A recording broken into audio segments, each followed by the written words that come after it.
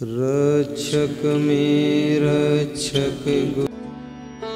हमारे वीडियोस को सबसे पहले देखने के लिए चैनल को सब्सक्राइब करें और बेल आइकन के बटन को दबाना ना भूलें।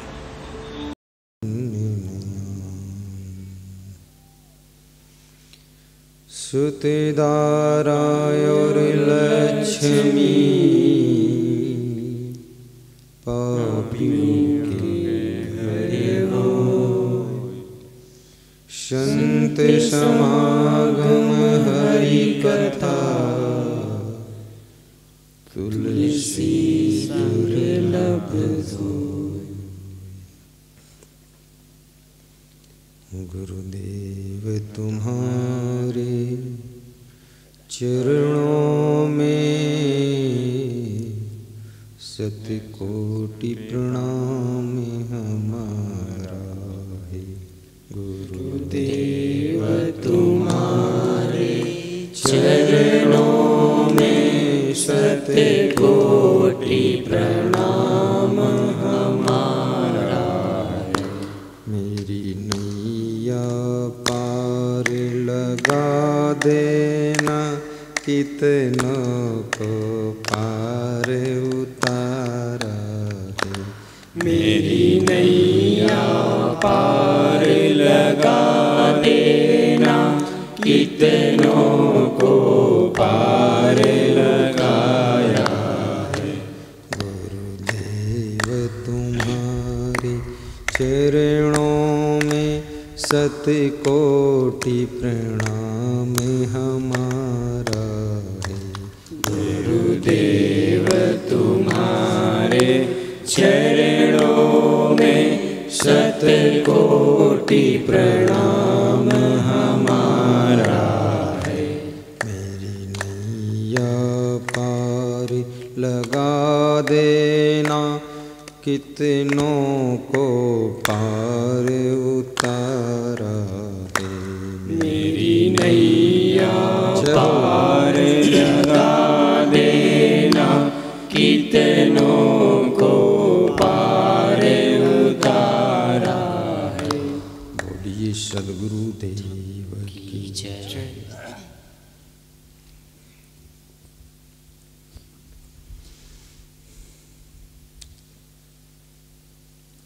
प्रातः स्मरण। विश्ववंदनी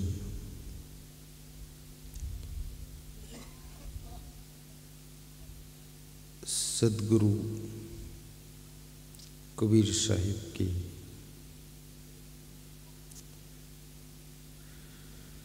स्मृति में हिंदुस्तान की भक्ति भूमि भगवान श्री राम की ननिहाल में कौशल्या माँ की जन्मभूमि छत्तीसगढ़ प्रदेश, डिस्ट्रिक्ट बलौदाबाजार, ग्राम सरखोर, कबीर संस्थान के नेतृत्व में विभिन्न श्रद्धालुओं के योगदान से, क्षमादेव की कृपा से सुखद सत्संग ज्ञान यज्ञ एवं विशाल भंडारा का आयोजन संपन्न हो रहा है। मुदमंगल में संत समाज, धर्म स्नेही बंधुओं, श्रद्धा मूर्ति माताओं बहनों तथा मेरी प्रिय आत्मन बच्चों, आज का दिन कितना सुहावना दिन है। चमकती हुई धूप का दर्शन, वर्षा का बंद हो जाना, भक्तों के आवागमन का समागम, बबूल के जंगल में सत्संग का स्थल, सभी गांवों से दूर एकांत में पावन नदी शिवनाथ नदी के तट पर सत्संग की सरिता प्रवाहित हो रही है, जिसमें प्रातःकालीन मीटिंग की मुख्य अतिथि छत्तीसगढ़ प्रदेश के चावल विपणन मर्यादित संघ के अध्यक्ष, जो कि एक मंत्री का दर्जा ही था उनका, सरगुजा सूरजपुर जिले से पधारे हुए हैं। उनके अभिनंदन में ताली बजाकर उनका स्वागत करें।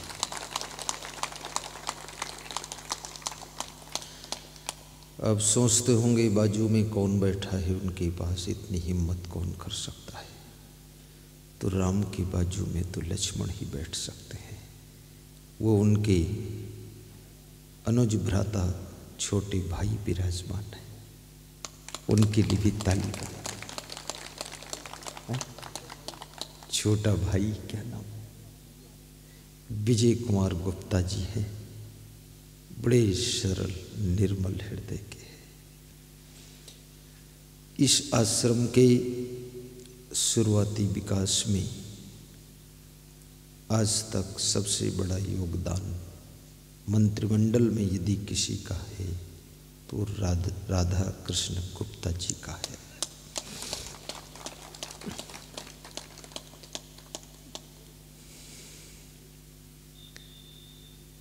आप एक राम के भक्त भी हैं, कबीर के प्रेमी हैं, संतों के सेवी हैं और छत्तीसगढ़ के गौरव हैं। अवस्था अधिक हो गई है, अवस्था के अनुसार शरीर सभी का कमजोर हो जाता है, परंतु आस्था कमजोर नहीं है, अवस्था है। सभी भक्तों को शुभकामना करते हुए मैं सत्संग का शुभारंभ करूं। सीधे बैठ जाओ।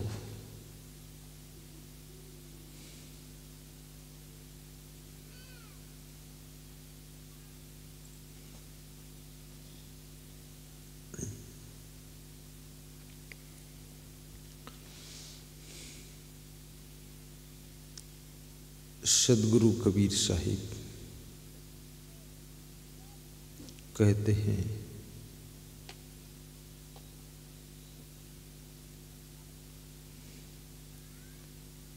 तन धरी सुखिया काहू न देखा, जो देखा सो दुखिया। उदय अस्त की बात कहत हूँ, सबका किया विवेका। बाटे बाटे सब कोई दुखिया, क्या गिरही बैरागी।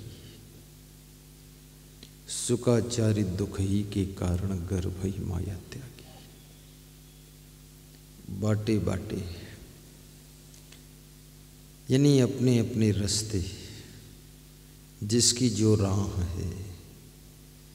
गृहस्थ व्यक्ति गृहस्थी मार्ग में दुखी है, योगी अपने योग मार्ग में दुखी है, क्या गिरही बैरागी। साहिब कहते हैं गृहस्थ भी दुख में है और बैरागी भी दुख में है। बैरागी किसे कहते हैं? जिसमें कोई राग रंग न हो, दुनिया के भोग विलास को त्याग कर जो साधु बन गया हो, उसे बैरागी कहते हैं। और वैराग्यवान का दर्शन भगवान के दर्शन से कम नहीं होता है। लेकिन संत कबीर कहते हैं बैरागी भी दुखी है। अब रागी भी दुखी, बैरागी भी दुखी है। तो सुखी कौन हो सकता है? बैरागी क्यों दुखी है? जब सब राग रंग छोड़ दिया तब क्यों दुखी है? फिर भी दुखी है। यदि दुखी ना होता तो कबीर साहब क्यों कहते कि दुखी है? कबीर साहब कह रहे हैं इसका मतलब दुखी है, और दुखी है तो क्यों दुखी है ये सोचना पड़ेगा। क्योंकि बैरागी इसलिए दुखी है, जिस बैरागी को विवेक नहीं है वो दुखी रहता है। बिन विवेक कोई ना सुखी, बिना विवेक के कोई सुखी नहीं होता है। अब तुम सोचोगे विवेक क्या चीज है? विवेक बहुत सरल चीज है। विवेक का मतलब अनंत शास्त्रम बहुलाश्च विद्या अल्पश्च कालो बहुविघ्नताश्च यत् सारभूतम तदुपासनीयम हंसो यथा क्षीरमिवाम्बुमध्यात्। जब विवेक की बात होती है तो हंस को याद किया जाता है, और जहाँ बिना विवेक की बात होती वहाँ कंस को याद किया जाता है। कंस का मतलब है जहाँ विवेक नहीं है वो कंस है, और जहाँ विवेक है वहाँ हंस है। हंस और कंस। इसलिए पारक सिद्धांत में सकल हंस को साहिब बंदगी कहते हैं। जो विवेकवान है उसको हंस कहते हैं। तो हंस क्यों कहा, कौवा क्यों नहीं कहा? फिर सवाल खड़ा हो गया, सवाल में सवाल खड़ा है। हंस इसलिए कहा कि हंसो यथा क्षीरमिवाम्बुमध्यात्।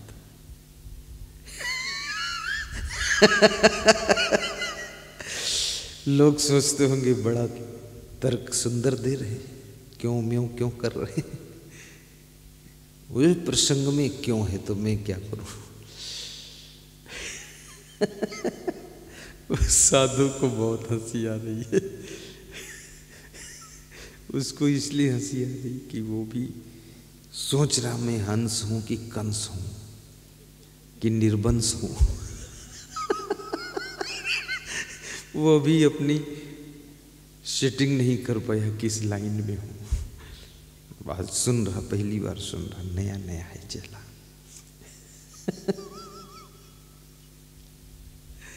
हंस नीति शास्त्र में लिखा है कि अनंत शास्त्र, अनंत शास्त्र है।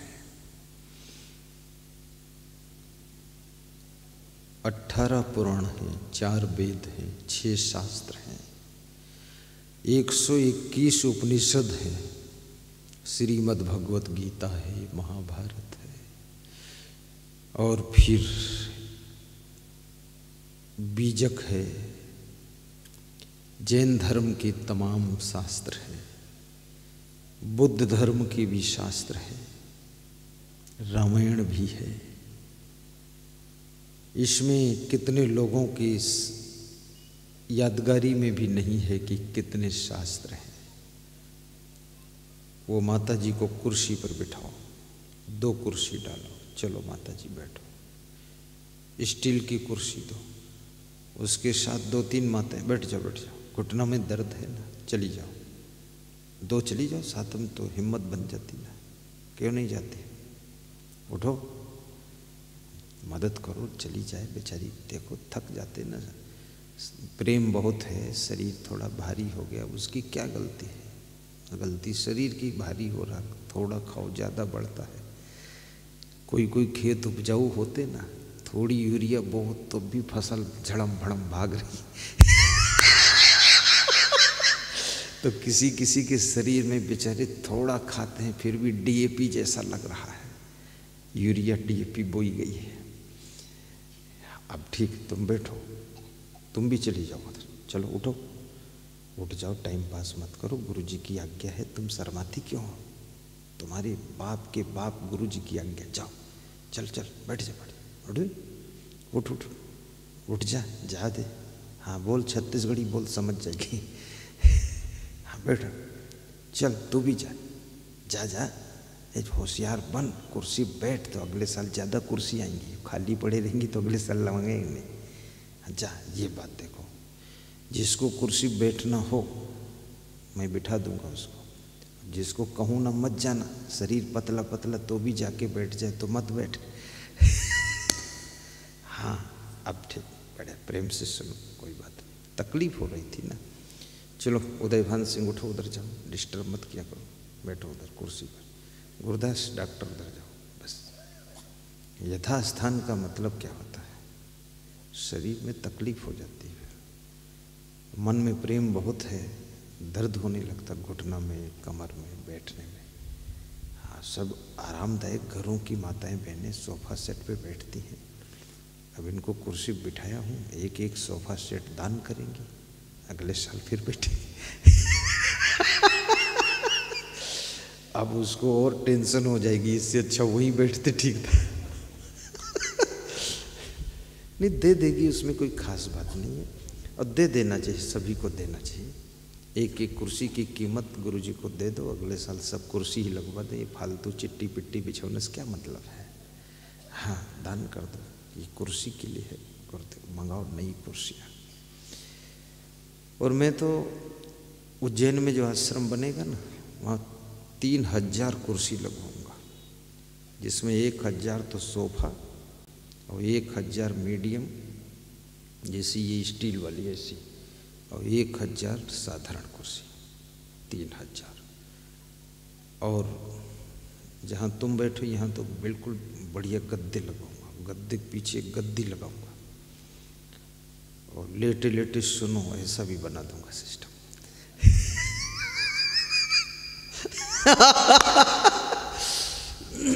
लेटे लेटे ध्यान कराऊंगा मैं, बैठ के ध्यान मन नहीं लगता, सब दर्द होता रहता कमर में, कंधों में। लेट जाओ, ध्यान करो। हमारा है मन ऐसा, आप देखो क्या करते हैं साहिब बंदगी। बस ठीक, अब ठीक है। शाम टाइम भी कुर्सी पर बैठना, बिठा लेना कुर्सी पर, तुम लोग किसी को दुख नहीं देना चाहिए, साहिब बंदगी। तो अनंत शास्त्रम, सभी पंछियों को हंस क्यों नहीं कहा गया, और संतों को हंस क्यों कहा गया, और सभी संतों को हंस क्यों नहीं कहा गया। हंस का अर्थ क्या होता है, हंस कौन होता है, हंस क्यों कहते हैं, संतों को हंस क्यों कहते हैं। क्योंकि अनंत शास्त्रम बहुलाश्च विद्या अल्पश्च कालो बहुविघ्नताश्च। अल्प काल है, थोड़ा समय, थोड़ा समय। गाइए, तुम श्लोक बोला करो साथ में, सब पढ़े लिखे शब्द है। अल्पश्च कालो बहुविघ्नताश्च, यानी जिंदगी का थोड़ा समय, अल्पकाल, और विघ्न बहुत है। थोड़े समय में भी विघ्न है। तुम स्नान कर रहे हो, बिजली चली गई, मोटर बंद हो गया, अब आधा स्नान हो ही, आधा वहीं लटके खड़े हो। अब तुमको जल्दी है, तुम सोच रहे थे जल्दी नहाऊं, स्कूल जाऊं, अब लंगोटी भीगी खड़ी, विघ्न आ गया। तुम जल्दी से सत्संग में आ रहे हो अंबुजा सीमेंट फैक्ट्री से, और बीच में गाड़ी पंचर हो गई, विघ्न आ गया। तो विघ्न बहुत है। तुम निकले थे सत्संग के लिए, जोर से घनघोर वर्षा हो रही, मोटरसाइकिल से आ रहे थे, भीग रहे हो, विघ्न आ गया, साइड में खड़े हो। बहुविघ्नताश्च, मनुष्य की जिंदगी विघ्नों से भरी हुई है, बाधाओं से भरी हुई। परंतु विचारकों ने यह भी कहा है, बाधा कब रोक सकी है, आगे बढ़ने वालों को। बाधाएं कब रोक सकी हैं आगे बढ़ने वालों को, और विपदाएं कब मार सकी हैं मरकर जीने वालों को, मरकर जीने वालों को।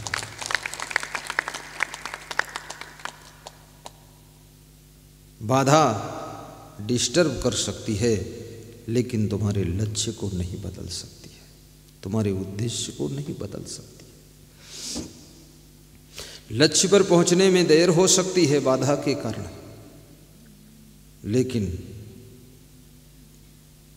लक्ष्य चूक नहीं सकता है जब तक तुम विचलित नहीं होगे। इसलिए बाधाओं में जो विचलित ना हो उसे इंसान कहते हैं, और विपदाओं में जो घबराए ना उसे महान कहते हैं,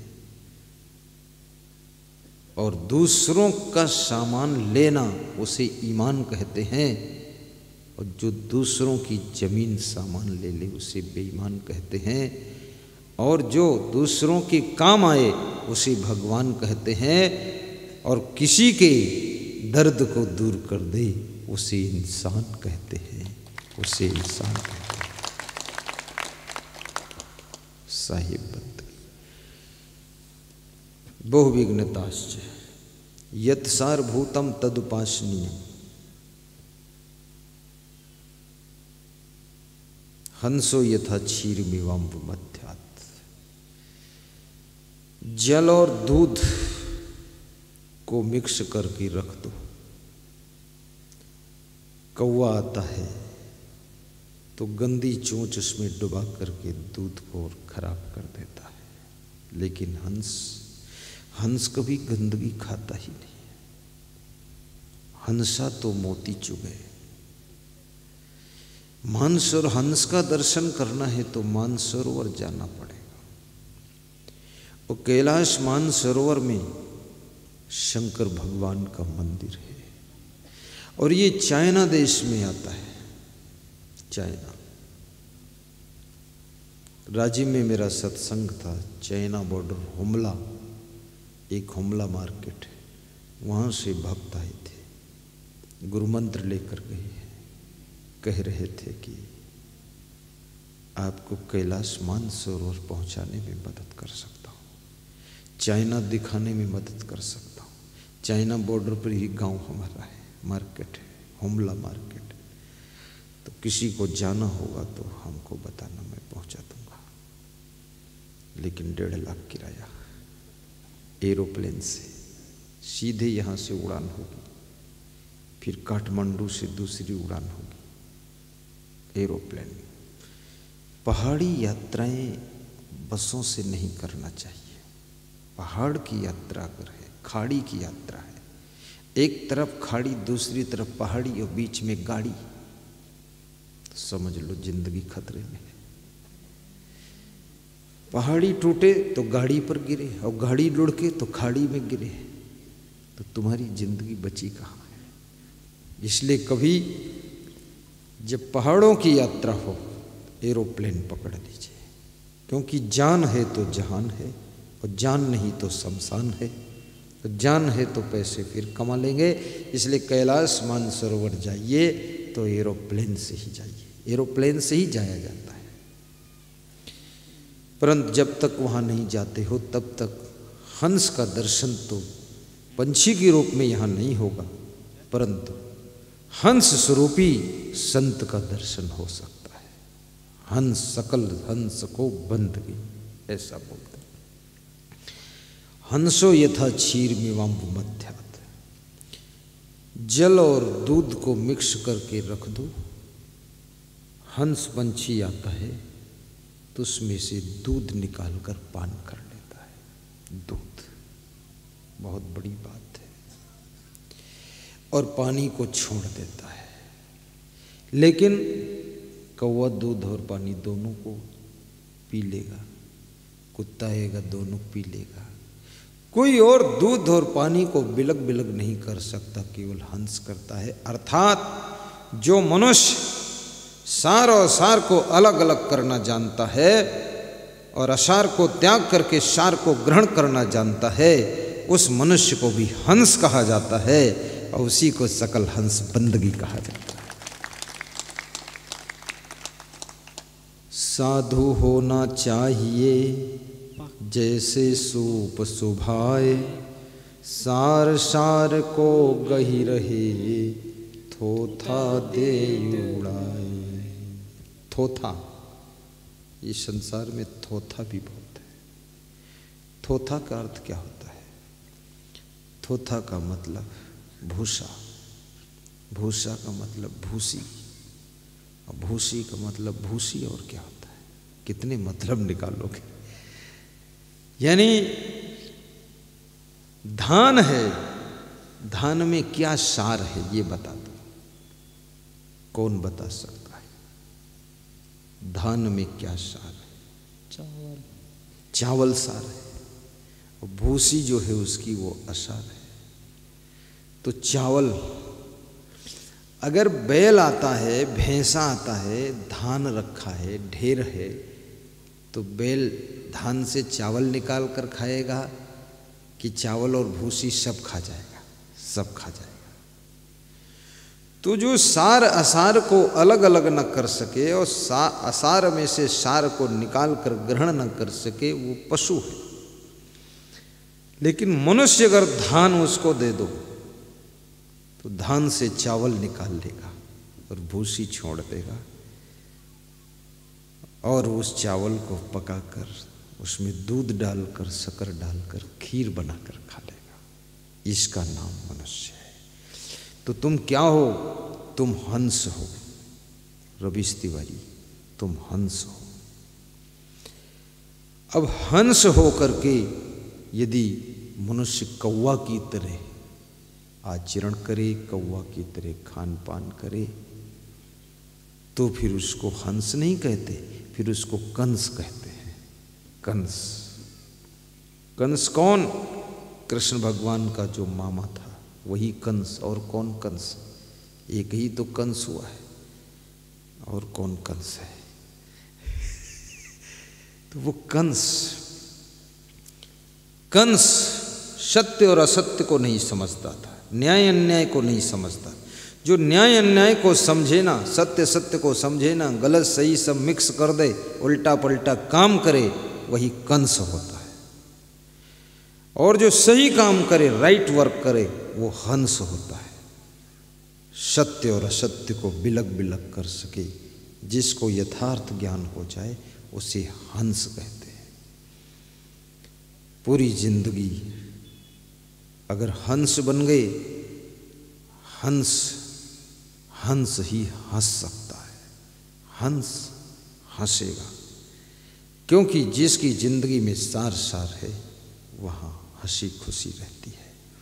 जहाँ कचड़ा, लफड़ा, उजड़ा, फुजड़ा, ये सब उल्टम पलटम सल्टम गल्टम अलवा जलवा कलवा पलवा, तो वहाँ सुख शांति नहीं रहेगी। इसलिए सार सार को गही रहे, थोथा दे उड़ाए, थोथा उड़ा देना है। तो आइए, प्रसंग है कि क्या गिरही बैरागी। कबीर साहब कहते हैं, क्या गृहस्थ और क्या बैरागी, दोनों दुखी है। क्यों दुखी है? बिनु विवेक कोई ना सुखी, बिना किए संतोष, सबको देखो हाल यह, पढ़े अपढ़ मन कोश। बिना विवेक कोई सुखी नहीं हो सकता है, और कदम कदम पर क्षण क्षण विवेक की आवश्यकता है। जैसे आपके पिताजी ने आपको डांटा और कह दिया तुम बदतमीज आदमी हो, नालायक बेटी, ऐसे बोल दिया।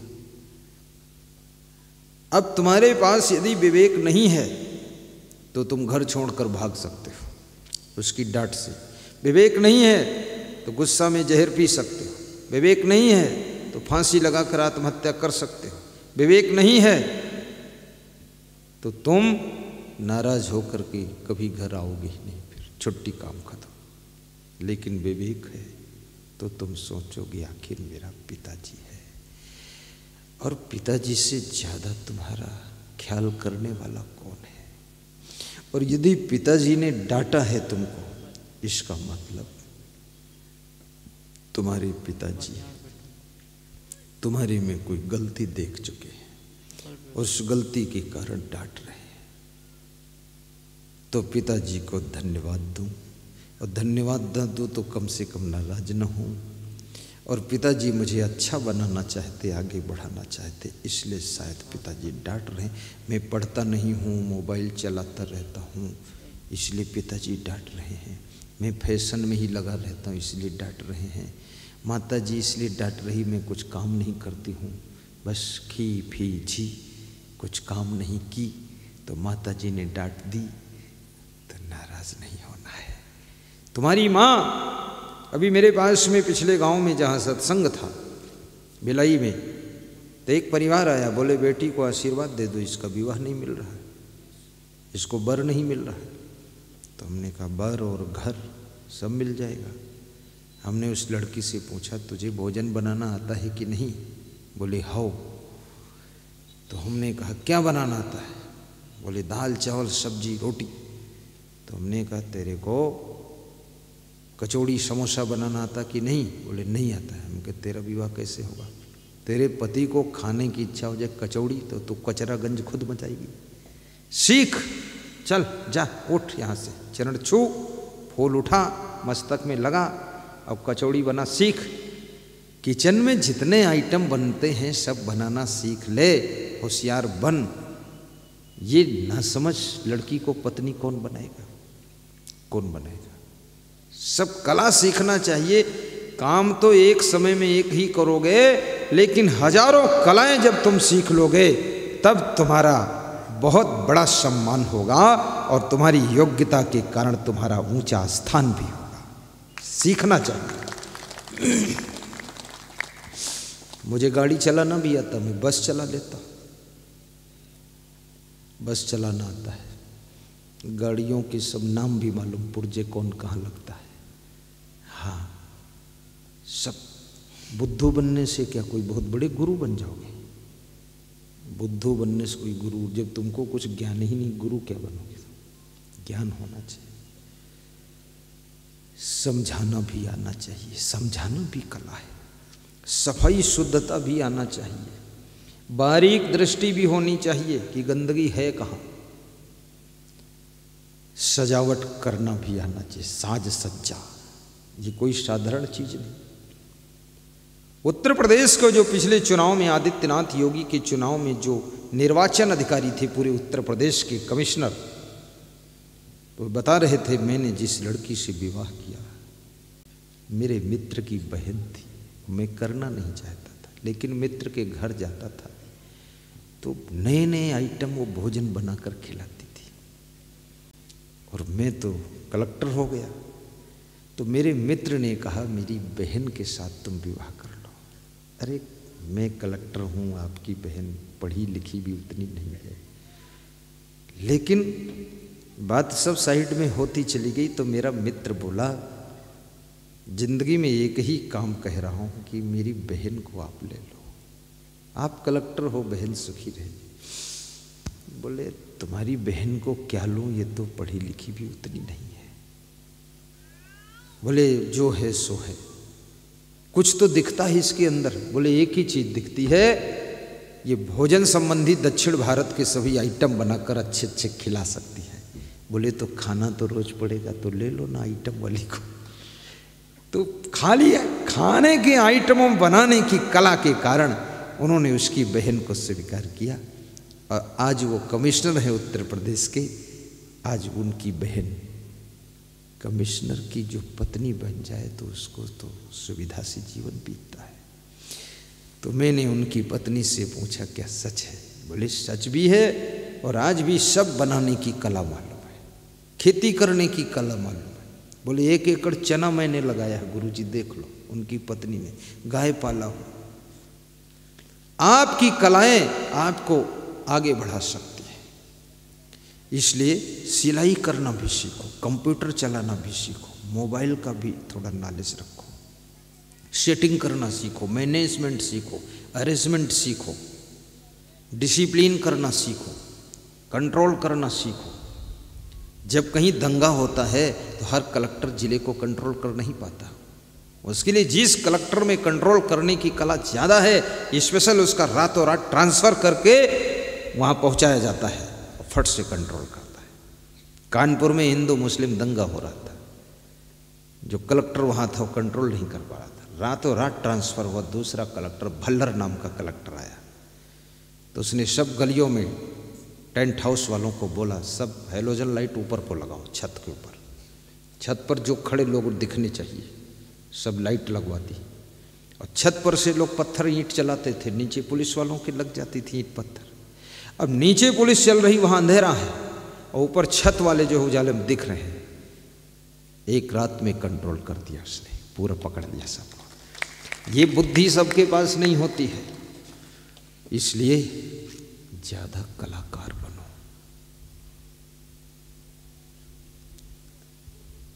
सलाह देने की भी बुद्धि पैदा करो, अच्छी सलाह दो, और कोई अच्छी सलाह दे, उसकी सलाह से सफलता मिले तो उसे सलाह देने का भी कुछ इनाम दो, फोकट में सलाह मत लो। काठमांडू के एक व्यक्ति ने सलाह अमेरिका को दिया, अमेरिका की कंपनी को, मेरे सामने 10 करोड़ का प्रॉफिट हुआ। अमेरिका की कंपनी ने तुरंत उसको 20,000 भेजा कि ये लीजिए आप, 10 मिनट में 20,000। मैंने कहा क्या करते हो? बोले सलाह देता हूँ बस। नाम उसका था घनश्याम भाई थापा। हमने कहा घनश्याम भाई थापा कितनी सलाह दे देते? बोले दिन भर में करीब 50 सलाह दे देता, फटाफट 10 मिनट, 5 मिनट, 20 मिनट। तो हमने कहा कितनी कमाई? बोले पूरा थैला भर जाता है। हाँ, मैं वहीं बैठा था, देख रहा था। सलाह बहुत बड़ी चीज है। आपको सही सलाह देने वाले मिले कहाँ लोग? सलाह का मतलब है मार्गदर्शन देना। अगर गलत रास्ता कोई बता दे, कितनी स्पीड से गाड़ी चलाओ परंतु बिलासपुर नहीं पहुंचोगे, और रास्ता सही बता दिया है तो 40 मिनट पर बिलासपुर तुम्हारी गाड़ी पहुंच जाएगी। क्या बात है! और गुरु कौन है? गुरु तुम्हारी जिंदगी का सलाहकार है। और क्या सलाह देता है कि जिंदगी कैसे जीना चाहिए, ये सलाह देता है।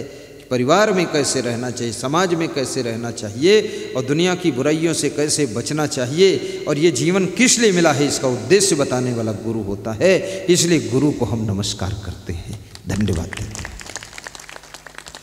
आज यहाँ पर डिस्ट्रिक्ट सुल्तानपुर उत्तर प्रदेश लखनऊ के पास से भक्त जयकरण यादव जी आए हुए हैं। उत्तर प्रदेश आजमगढ़ से रविश तिवारी, जितेंद्र मिश्रा जी आए हुए हैं। बरेली से उत्तर प्रदेश गुजरात खड़े हो गुरुदास जी, उदयभान सिंह यादव जी, ये सब यूपी से आए हुए हैं। डॉक्टर अनिल जी, ये दूसरे प्रदेशों से इतनी दूर हजार किलोमीटर से क्यों आए? गुरु की सलाह ही तो ले रहे हैं।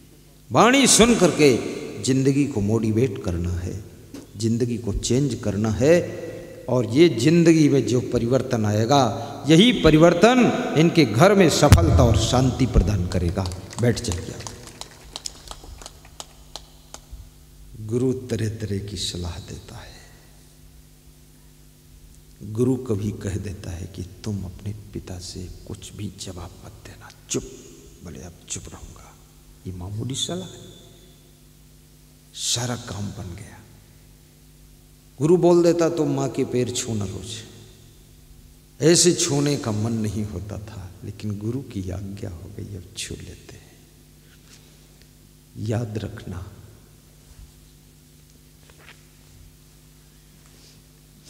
प्राचीन समय के जो राजा महाराजा होते थे, वे भी अपने जीवन में गुरु बना लेते थे। राजा दशरथ के गुरु का नाम क्या था बता दो तुम? गुरु वशिष्ठ थे। उनके कुल गुरु थे, परिवार में आते रहते थे। आज हमारे राधा कृष्ण गुप्ता जी बैठे हैं, ये भी एक राजा ही है। मिनिस्टर तो राजा ही समझो, और क्या है आज का राजा मिनिस्टर।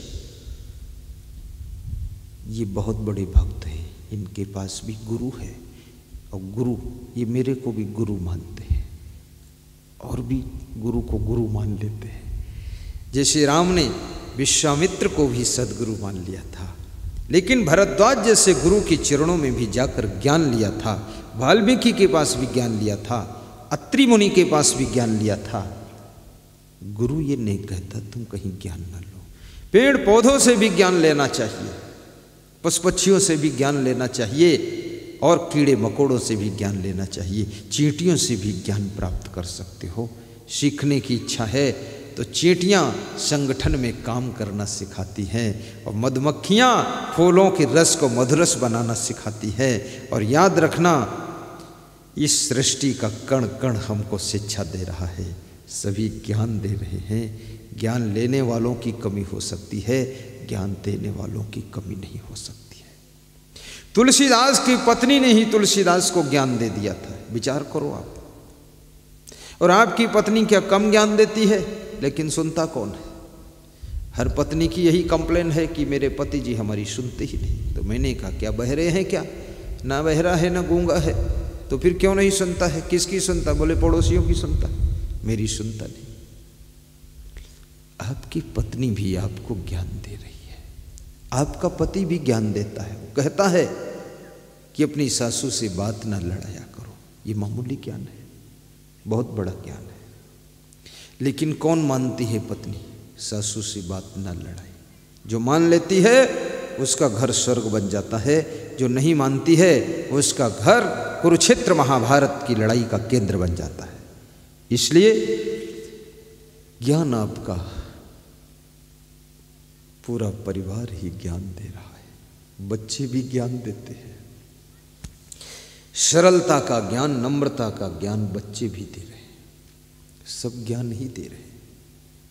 एक गाय है, वो भी ज्ञान देती है और गाय कहती है तुम हमें भूसा घास खिलाते हो और मैं तुम्हें दूध पिलाती हूँ, अमृत। भूसा के बदले दूध, लेकिन तुम दूध के बदले हमको क्या देते हो? मैं सड़क पर खड़ी हूँ, तुम मेरे गाड़ी की टक्कर मार देते हो, शर्म नहीं आती? अभी अभी होटल से दूध की चाय पी करके आए हो। ये दूध कहीं पेड़ों से नहीं गिरता है, ये दूध कहीं खेत में पैदा नहीं होता है, दूध गौ माता से होता है, दूध भैंस से होता है। अगर कोई जानवर सड़क पर खड़ा भी है उसको इतना बोध नहीं है, लेकिन जिसने घास इतनी बीन बीन कर घास बेचारी चर चर कर गाय तुमको 5 लीटर दूध शाम को देती है, वही दूध बिक कर आता होटल में चाय बनती है। वो चाय को पी करके ड्राइवर साहब तुम गाड़ी चला रहे हो, ट्रक चला रहे हो और सामने गाय खड़ी कहीं है तो जरा ट्रक धीमा कर देना, गाय माता की रक्षा कर देना, बच के निकल जाना। उसको ठोकर कैसे मार सकते हो? हमारी गाड़ी सड़क पर चलती है तो कभी सांप सड़क क्रॉस कर रहा है तो उसको भी हम बचाते हैं, कुचलने न पाए सांप। कभी कभी गिरगिट क्रॉस करता है, कभी कभी विषखोपरा क्रॉस करता है, कभी कभी गोह क्रॉस करती है। ये सब जंतुओं का दर्शन सड़क पर होता है। धीमे कर लो गाड़ी, उसकी फैमिली उस साइड में होगी, सड़क के उस पार। इधर कुछ खाने पीने की जुगाड़ से आया होगा बेचारा, शाम को लौट रहा है, उसके बच्चे इंतजार कर रहे होंगे, तुमने कुचल के मार डाला, बड़े अफलातून हो, बड़बड़ बड़बड़ जा रहे हो। जहाँ तक हो सके उसको बचाइए, कोशिश करिए। और ऐसे भी गाड़ी बहुत तेज तो चलाना नहीं चाहिए। अब गाड़ी की शक्ल देख लो, अपनी अकल देख लो, तब गाड़ी चलाओ, और सड़क भी देख लो। जब तुम्हारा इतना फास्ट माइंड नहीं है, कंट्रोल करने की क्षमता नहीं है, तो एकदम एक्सीलेटर और हाई गियर लगाकर भगा रहे हो तो आखिर कहीं न कहीं उलट पलट हो जाएगा। शांति रखो, 5 मिनट लेट हो जाएगा तो क्या फर्क पड़ेगा। और कितने लोगों की आदत होती है कि तेज गाड़ी चलाकर लोगों को दिखाना चाहते हैं कि मैं रुतबे वाला हूँ, मेरे पास गाड़ी है, पर देखने वाले कहते हैं कि तू बहुत बेवकूफ़ आदमी है, तेरे पास भी है मेरे पास भी है, लेकिन तेरा अहंकार है। मेरे पास केवल कार है और तेरे पास कार का अहंकार है, इसलिए इतना भड़बड़ मचा रखा है। और मीडियम चाल में जब गाड़ी चलाओ तब जो देखने में आनंद लगता है, आसपास खड़े हुए लोगों पर प्रभाव पड़ता है, वो प्रभाव बहुत अंधाधुंध में नहीं पड़ता है। शांति, बचो और बचाओ भी। और ये भी देख लो, अगर सत्संग चल रहा है तो वहाँ पड़ोस में गाड़ी मत लाओ, दूर खड़ी कर दो। वहाँ बार बार स्टार्ट कर रहे, फिर हॉर्न बजा रहे हो, दूर खड़ी कर दो। बुद्धिमान बनो, वहाँ मत लाओ गाड़ी, पैदल चले आओ, टप टप टप। साहिब बंदगी बोलो, साहिब बंदगी। और इसको विवेक कहते हैं। कदम कदम पर विवेक की आवश्यकता है। भोजन बनाने में भी विवेक चाहिए, परोसने में विवेक चाहिए। और विवेक का मतलब है जिसके पास विवेक है वो सावधान पुरुष हो जाता है।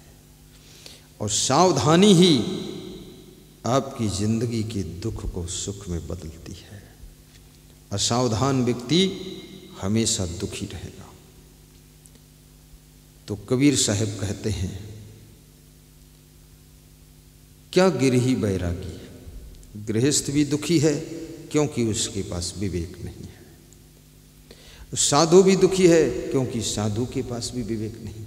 घर तो छोड़ दिया, सब परिवार छोड़ दिया, जिला छोड़ दिया, लेकिन घर का मोह नहीं छोड़ा। बबूल के जंगल में बैठे ही रो रहे हैं। याद आ रही है, हाय रे, माँ की याद आ रही है, पिताजी की याद करके रो रहे हैं, पत्नी की याद कर रहे हैं, सबको छोड़ के भाग कर आए हैं, चंदूलाल साधु बन गए। घर छोड़ने से पहले ही घर का मोह छोड़ना सीखो। अगर मोह नहीं छूटा है तो समझ लो अंदर से तुम्हारा घर भी नहीं छूटा है। मेन चीज तो मोह है। और मोह, आप कहीं रहो वहां दुख देगा तुमको, खटका अंदर लगा रहेगा।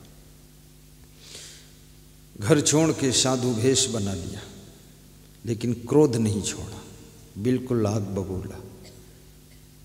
ज्वालामुखी दास भस्मासुर बने घूम रहे, त्रिशूल लिए। ये ऐसे साधु को शांति नहीं मिलेगी, दुखी रहेगा। गलती करेगा, कोई कुछ बोल देगा, फिर दुखी हो जाएगा।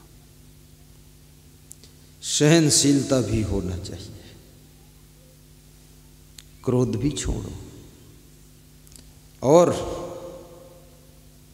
लोभ नहीं छोड़ा, साधु बन गए। लालच बहुत है, अब लालच करोगे तो दुख ही दुख पाओगे।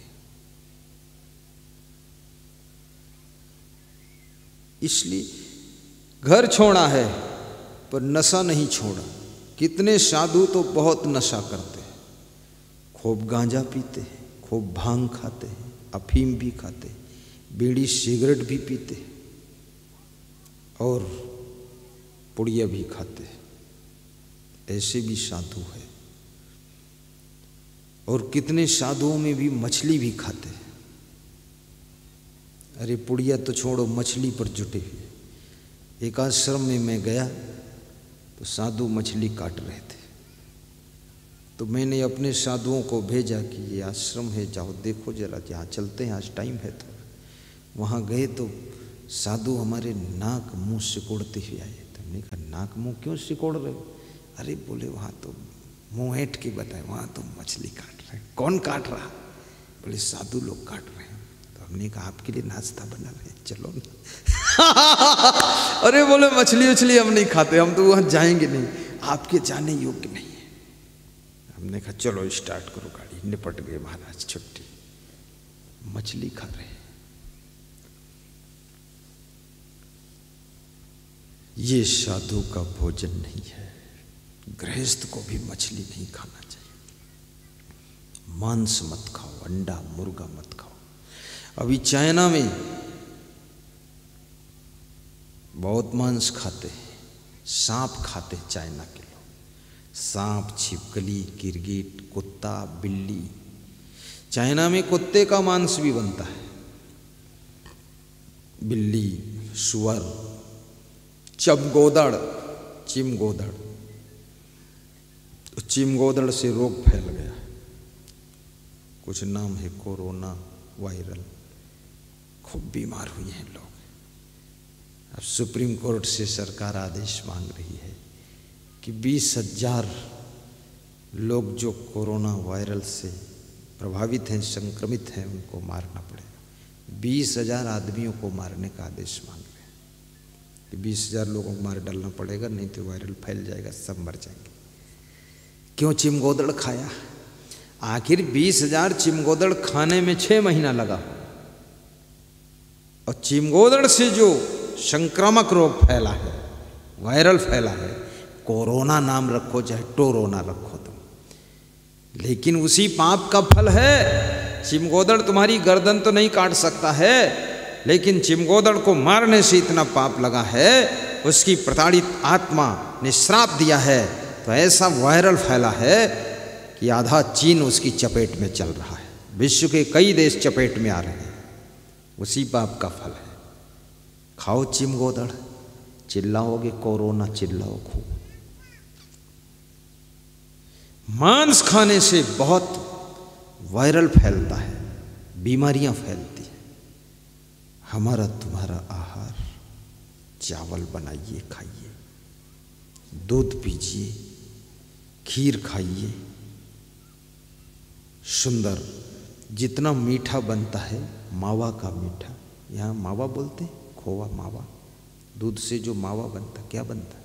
खोया, खोवा, खोआ। तो खोआ दूध से बनता है कि गेहूं से बनता है? दूध से बनता है। दूध कहाँ से आता है? गाय से आता है, भैंस से आता है। मुर्गी दूध देती है? नहीं। गाय भैंस कि बबूल से दूध निकलता? नहीं। गाय भैंस के दूध से खोआ बनता है, खोआ से 50-100 प्रकार का मीठा बनता है, और उस मीठा के नाना नाम रखते हो, कलाकंद, कौन कौन क्या क्या, और फिर उसको खरीद के खाते हो। याद रखना, ये गाय और भैंस का कितना आदर, सम्मान और रक्षा करना चाहिए। मैं मुस्लिम भाइयों से भी कहता हूँ, जब तुम्हारे यहाँ ईद का पर्व आता है तो ईद में जो सेवई बनाते हो, वो सेवई दूध की बनती है। वो दूध कहाँ से आता? वो तो गाय का ही दूध है, भैंस का दूध है। और फिर गाय भैंस सेवई दूध की बनाकर खाते हो, फिर गाय भैंस को भी खाते हो। तो गाय भैंस को खा जाओगे तो दूध कहाँ से आएगा? और दूध नहीं आएगा तो सेवई कहाँ से बनाओगे? अगली ईद कहाँ से करोगे?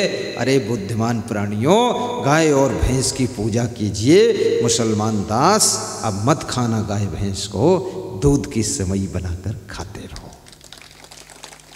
मुस्लिम समझ जाएगा, यूट्यूब पे जाएगा प्रवचन तो मुस्लिम के आ जाएगा, छोड़ देगा।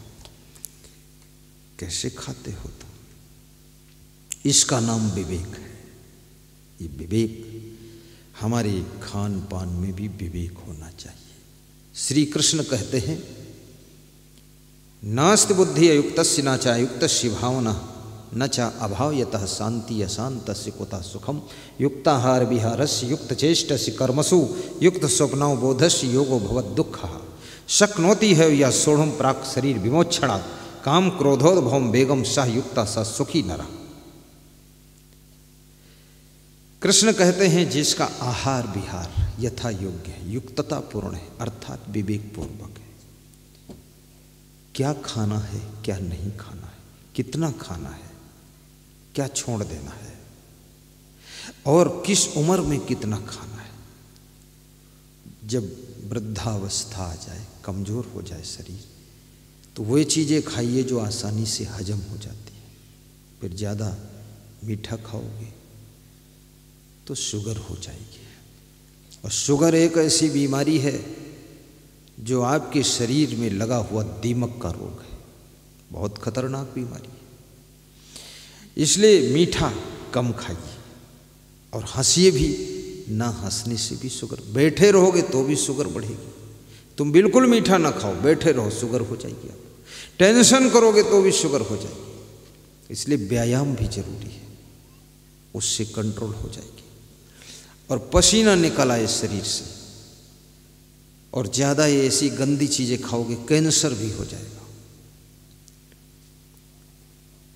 तो बुढ़ापे में थोड़ा हल्का खाइए, दलिया बनाकर खा लीजिए, दूध भी पीजिए लेकिन थोड़ा कम पीजिए, मात्रा कम कर दीजिए, और घी भी थोड़ा कम लीजिए, क्योंकि घी से कोलेस्ट्रॉल इकट्ठा होता है हार्ट के ऊपर, और 50 साल की उम्र के बाद एक काम और करो, धूप का सेवन ज़्यादा करो। ये धूप जो है ना, ये जल ही जीवन है, लेकिन ये सूर्य की किरणें ये संजीवन है। जिसके शरीर, बनारस में मैं एक भक्त के घर गया पदरौनी, तो उसने कहा जरा माँ को दर्शन दे दो। तो मैंने कहा बुलाओ माँ को। बोले माँ जहाँ है वहाँ आपको चलना पड़ेगा। मैंने कहा ले चलो मुझको। मैं गया वहाँ। कहाँ है माँ? बोले यहाँ है माँ। कौन है माँ? ये है माँ। तो खोला दरवाज़ा, तो मैंने देखा वो माँ, उसका शरीर ऐसा देख करके आज भी याद करता हूँ तो मुझे भय लगता है। एकदम भंभोड़ा शरीर, इतना मोटा मुंह और शरीर एकदम ढेर, ऐसे लगे कोई छोटी भैंस है। तो हमने कहा ये क्या हो गया तेरी माँ को, ऐसी कैसी माँ? बोले इधर देख लो एसी चल रहा माँ के ऊपर, उधर देख लो कूलर चल रहा, ऊपर देखो पंखा चल रहा।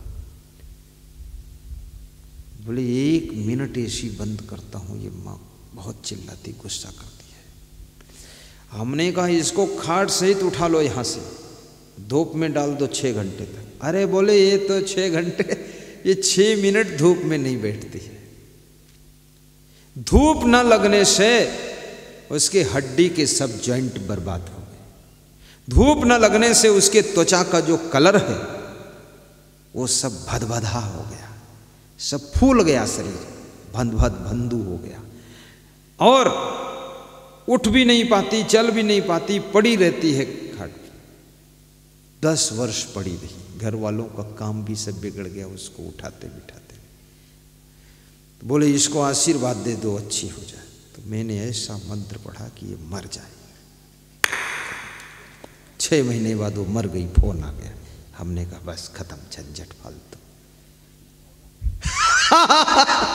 हाँ, मरने का भी मंत्र मार देता हूँ, फालतू। फालतू जी रहे हो, लटके फटके रहते सर, न जी रहे न मर रहे। मैंने उसको समझाया उस लेडीज को कि आप कम से कम 1 घंटा धूप में माता जी रहो। कर दिया, पर धूप में नहीं गई। ये धूप, ये तुम्हारी पूरी बॉडी को रिचार्ज कर देती है। ये धूप साधारण नहीं है। सौर ऊर्जा से गाड़ियां चलती हैं, सौर ऊर्जा से फैक्ट्रियां चलती हैं, सौर ऊर्जा से भोजन बनते हैं। ये ऊर्जा है, एनर्जी है। और जिसके शरीर में ये सौर ऊर्जा, ये थोड़ी धूप लग जाए, और सुबह सुबह की धूप 6 बजे से लेकर 9 बजे तक की धूप बिल्कुल टॉनिक का काम करती है। आपके चेहरे के रंग को गुलाबी जैसा खिला देती है। और अगर आपके कहीं दर्द है, मैं इसका अनुभव किया हूँ। कहीं शोभा यात्रा में जा रहा था तो बग्घी में बिठाया, तो बग्घी में जब बैठा तो शोभा यात्रा जिस दिशा में जा रही थी, इतनी तगड़ी धूप थी दोपहर में, जेठ की धूप, तो सीधे धूप फोकस सूरज का मेरे पैर पे लग रहा था। पैर में थोड़ा, रात में कहीं पधरौनी गए थे, गड्ढे में पाँव गिरा तो मोच थी। उसी दिन वो मोच सब खत्म हो गई, कोई दवा पानी काम नहीं। लेकिन आधा घंटे सेकाई किया सूर्य देवता ने। सूर्य देवता बोले हम इंतजार कर रहे थे, आपके पैर में मोच है, थोड़ा एनर्जी डाल देते। कंप्लीट कर दिया। या आपको सर्दी जुकाम हो, आप धूप का सेवन कर लो, 80% अपने आप खत्म हो जाएगा। और जल में, नदी में स्नान करो, आपके चर्म रोग खत्म हो जाएंगे। ये सरखोर वाले तो सौभाग्यशाली हैं, पंडरिया वाले, मणिपुर, सोलहा, इनके पास में शिवनाथ नदी, गंगा की धारा बहती है, खूब डुबकी मारते हैं, इसमें चर्म रोग खत्म होते हैं। और गंगा जी में स्नान कर लो तो चर्म रोग सब खत्म। और यदि गंगोत्री से गंगा जल भर करके पियो तो शरीर के 250 रोग खत्म हो जाएंगे। ये गंगा जल की महिमा फ्री नहीं है। गंगा जल में जड़ी बूटियां घुल घुल कर आती हैं, इसलिए गंगा तेरा पानी अमृत है, इसको पीना।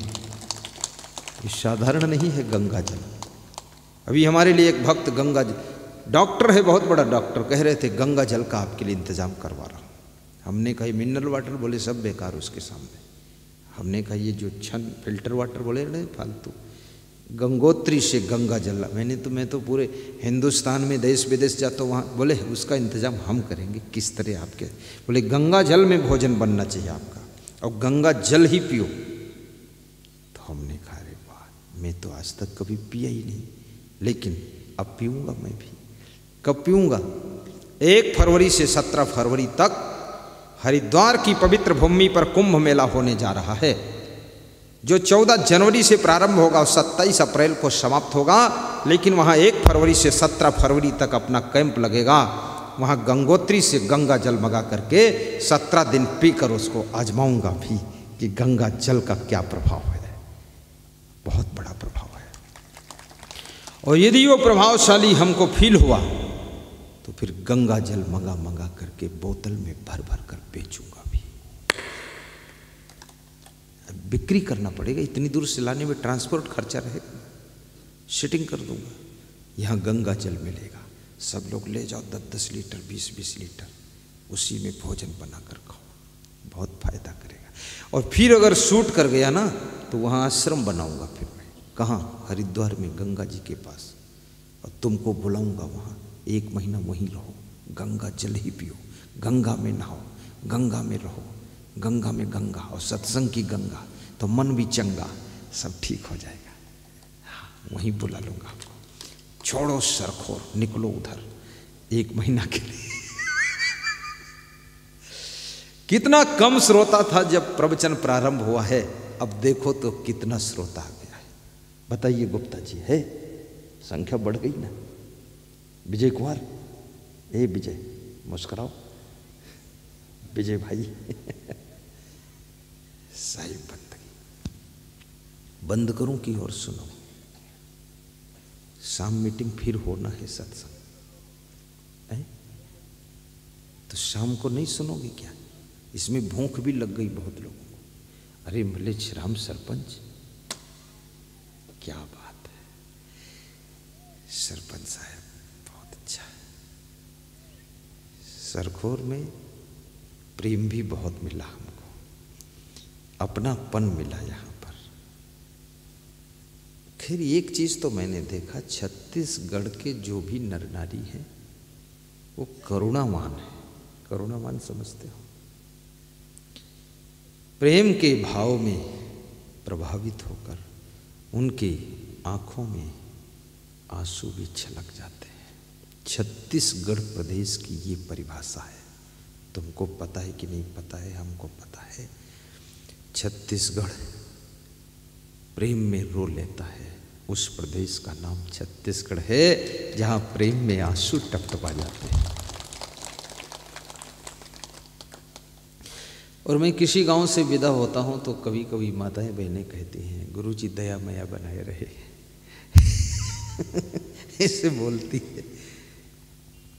अब तो हम भी छत्तीसगढ़ के कुछ शब्द तो सीख लिया हूँ, दया मया, अलवा जलवा, मोला तोला, मोर मोर का चीन ढारी से।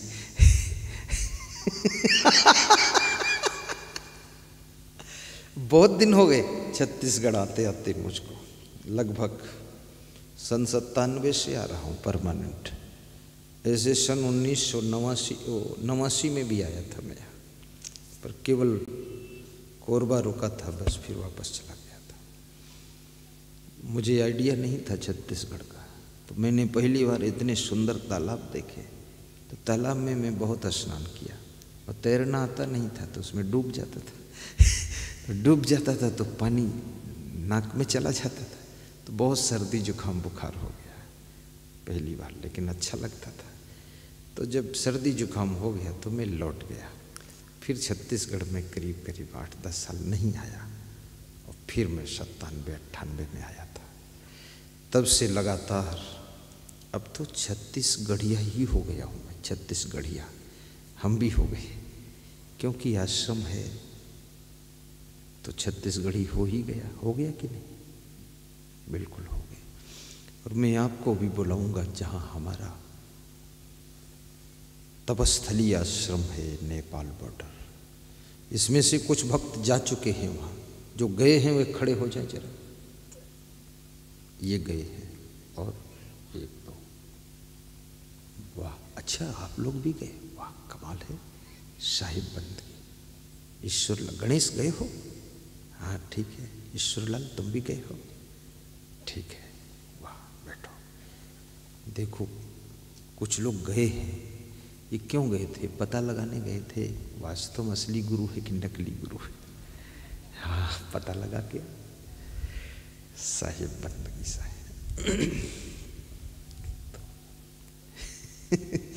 बिन विवेक कोई ना सुखी, बिना किए संतोष।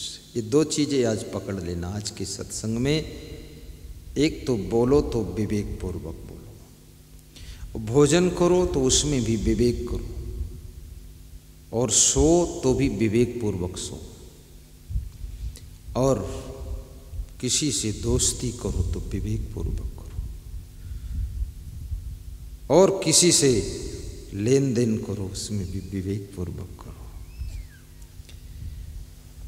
और जीवन में कुछ भी हानि हो जाए तो संतोष भी करो। हानि होने के थोड़ी देर के बाद अपने मन को नॉर्मल करो। बहुत देर तक दुखी रहने से भी बुद्धि का स्मरण कम हो जाता है, इसलिए बहुत देर तक दुखी भी मत रहना। और बहुत देर तक गुस्सा में रहने से भी बुद्धि की कुशाग्रता कम हो जाती है, और अधिक समय तक चिंतित रहने से बुद्धि की मेमोरी वीक हो जाती है, और टेंशन करने से शरीर में बहुत बीमारियां आती है। ये संतोष और विवेक आपकी गुस्सा को भी कंट्रोल करेगा, आपको तनाव से मुक्त करेगा, और आपको सुख शांति प्रदान करेगा। इसलिए जीवन में विवेक अपनाइए। अब विवेक का एक उदाहरण देता हूं मैं, कैसा होता है विवेक। एक सेठ रहता था, गहरी नींद सोता, प्रेम से खाता, दिन में हंसता, रात में मुस्कुराता, सबके प्रेम भाव में डूबा रहता। एक रात उसे सपना आया, कोई काली छाया आई रात में। उसने सेठ के खाट में डंडा मारा, कहा उठ सेठ। सेठ उठ के बैठ गया।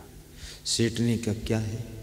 तो काली छाया ने कहा मैं पूछने आई हूं तेरे पास कितना धन है, धन बता तेरे पास कितना है। आपके धन का कोई दूसरा व्यक्ति हिसाब पूछे तो आप क्यों बताएंगे, लेकिन रात में कोई चुड़ैल आ जाए और पूछे तो डर के बता दोगे। तो सेठ ने कहा आज तो नहीं बता सकता लेकिन कल बता दूंगा। बोले आज क्या प्रॉब्लम? बोले आज याद नहीं है, धन बहुत है, मुनीम से पूछूंगा। चल कोई बात नहीं, ले सो जा। और सो गया। ये भी छत्तीसगढ़ी भाषा, ले सो जा। तो सेठ सोया। दूसरी रात जब आई, फिर आधी रात को वो काली छाया ने डंडा मारा। सेठ उठ के बैठा। बोले क्या बात? बोले धन कितना तेरे पास?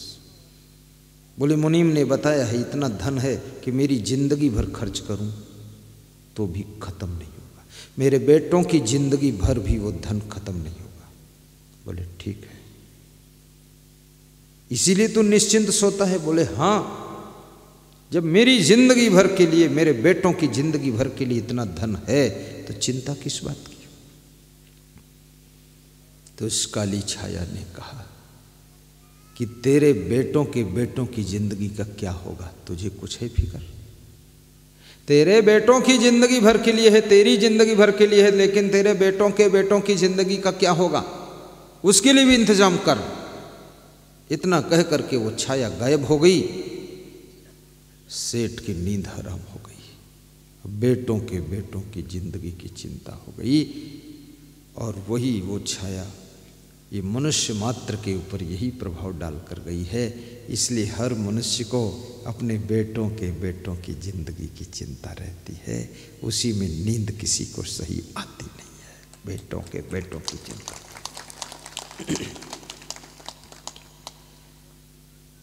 सवेरा हुआ, खाट डालकर द्वार पर बैठा था सेठ।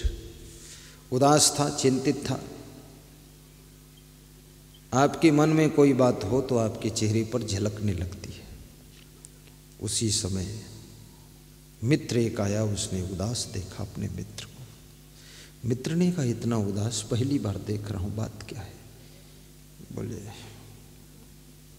काली छाया ने रात में झकझोर डाला और कहा है कि तेरे बेटों की जिंदगी का क्या होगा, उसकी चिंता में हो। तो मित्र ने कहा, एक महात्मा रहते हैं नदी किनारे, उनके पास जाओ, सब दुख मिट जाएगा। सेठ वहाँ चला गया, महात्मा को बताया। तो महात्मा ने कहा, यहाँ से तू उठ और अपने घर जा, और तेरे घर के सामने एक गरीब रहता है, उसको 5 किलो आटा, 5 किलो दाल, 5 किलो चावल, 5 किलो सब्जी दान कर दे, सब दुख मिट जाएगा। बोले, दुख मिट जाएगा तो कि और कम हो जाएगा सब? ये दान करने से घट नहीं जाता है, 5-5 किलो और घटाओगे, तुम किस मॉडल के बाबा हो? दानवान बता रहे हो। बोले, तू चुप जा कर। घर आया, सब राशन सामग्री लेकर के गरीब के द्वार पर पहुंचा। गरीब आदमी द्वार पर साफ सफाई कर रहा था। उससे कहा कि ले लो ये सामान सब। बाबा ने कहा, इसलिए दे रहा हूँ, नहीं तो सामने ही रहते, जिंदगी में कभी कुछ दिया नहीं हूँ, दूंगा भी नहीं, पहला मौका ले लो।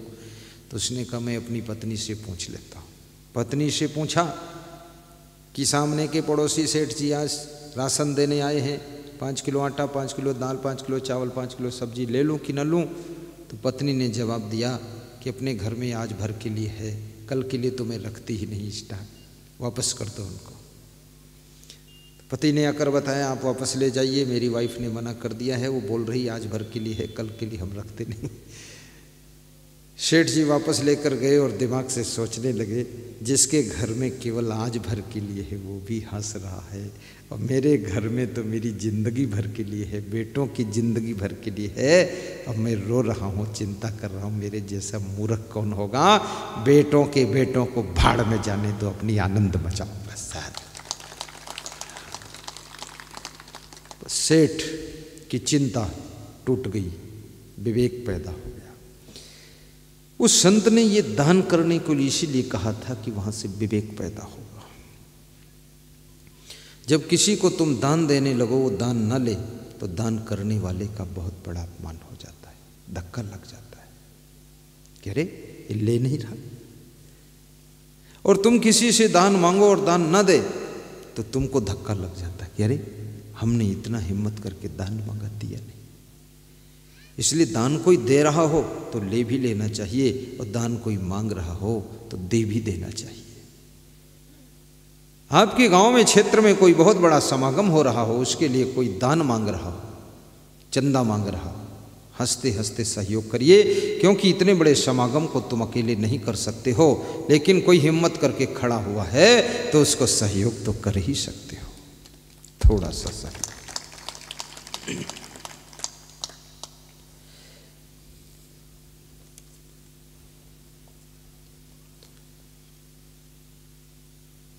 कबीर स्मृति मेला विशाल भंडारा में अमित अग्रवाल शिवरी नारायण की 10 पीपा तेल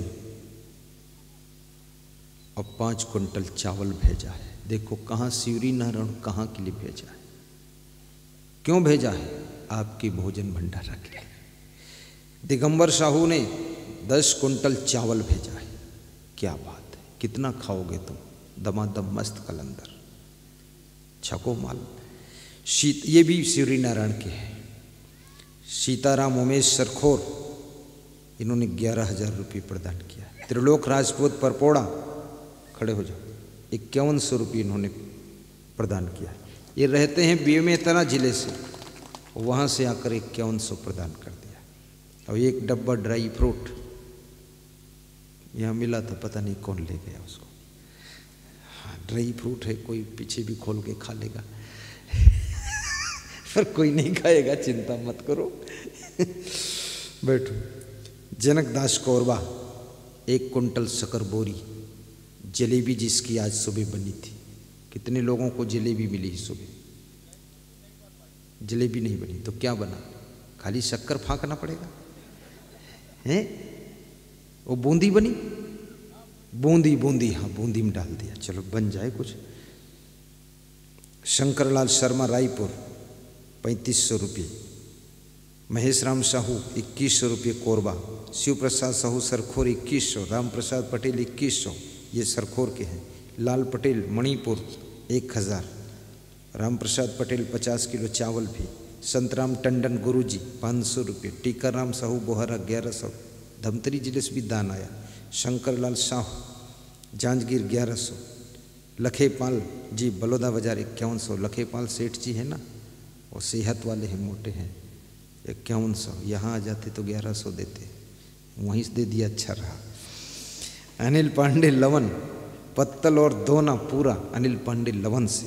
और गेंदराम साहू केवटा डी 50 किलो चावल। और मेरी ओर से क्या है, कुछ नहीं, जय बजरंगबली। हम तो हैं ही हैं इसमें पूरा पूरा,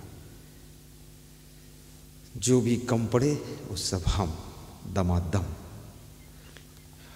हमारी ओर से ये पंडाल पूरा फ्री साउंड। गीताराम कुर्रे की ओर से 5100, वाह। क्रांति देवी की ओर से भी 2100, हाँ याद है, बहुत स्मरण रखता।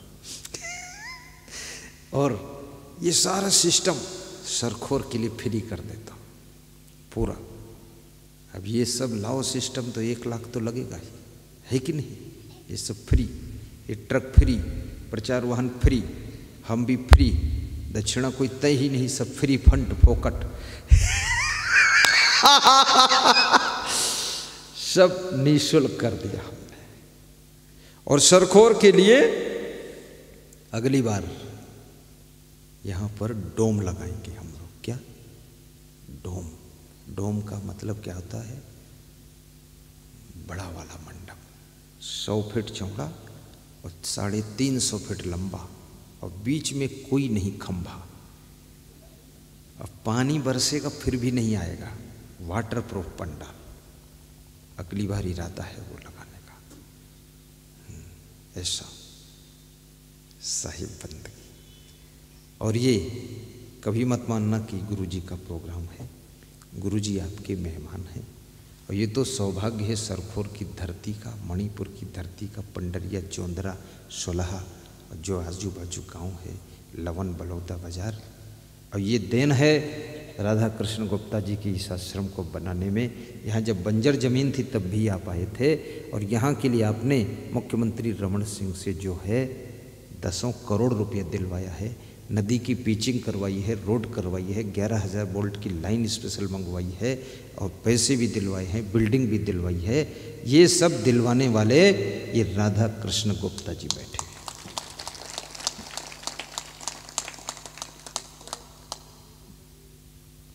और गुप्ता जी ने हॉस्पिटल भी दिलवाया, और यहाँ पर जो धान बिक्री केंद्र बना वो भी इनकी देन है। ये तो धान चावल के ही मिनिस्टर थे। अरे वो देखने में लग रहे हैं वो बहुत दमदार आदमी है। और प्रोग्राम भी मेरा सूरजपुर में करवाया था, और गौशाला भी, गायों की सेवा भी करते हैं। और कितनी श्रद्धा, सूरजपुर बहुत दूर वहाँ से आए। मैं तो उनको देखा यहाँ व्यास गादी पर तो मन खुश हो गया। मेरा ध्यान इधर उधर था, थोड़ा चौकन्ना रहता हूँ मैं। तो फिर बात हमने कहा, गुप्ता जी चरण छू रहे, आशीर्वाद ले रहे, तो कमाल हो गया। काफ़ी दिन बाद मिले, लेकिन प्रेम पहले जैसा ही ताज़ा प्रेम है, ताज़ा।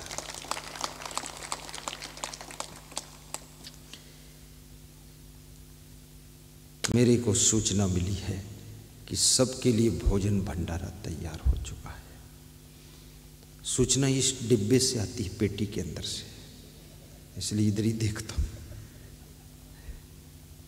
साहिब बंदगी, साहिब तने धरी